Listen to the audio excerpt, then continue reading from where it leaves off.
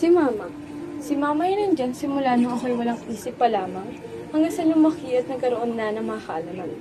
Maraming pasasalamat kay Mama na ako'y isinilang, inalagaan, na pinagpapasalamat ko hanggang kamatayan.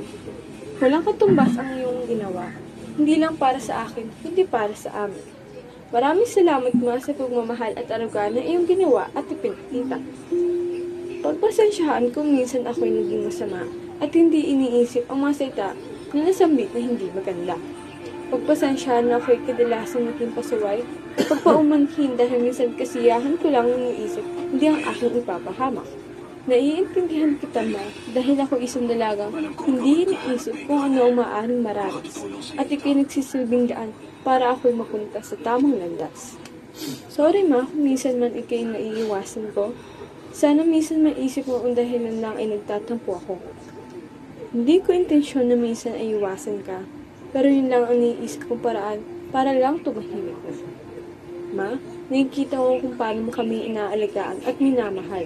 Abot sa mga kaya mo. Doon pa lang ay sobra na ang pasasalamat ko. Sobrang pasasalamat ko dahil ikaw ang aking mama, hindi lang maalaga kundi mapagmahal pa. Alam kong hindi sapat ang mga salita na aking binitawan para ikay pasalamatan, pero sana malaman mo, sobra akong nagpapasalamat at ikaw ang laging inspirasyon ko sa bawat araw na ako'y nagsusulikap. Hindi ko man masisigurado kung matutupad ko ang mga pangarap na sa akin, pero mapapangako ko na sisikapin ko at gagawin kong lahat para ito'y abutin.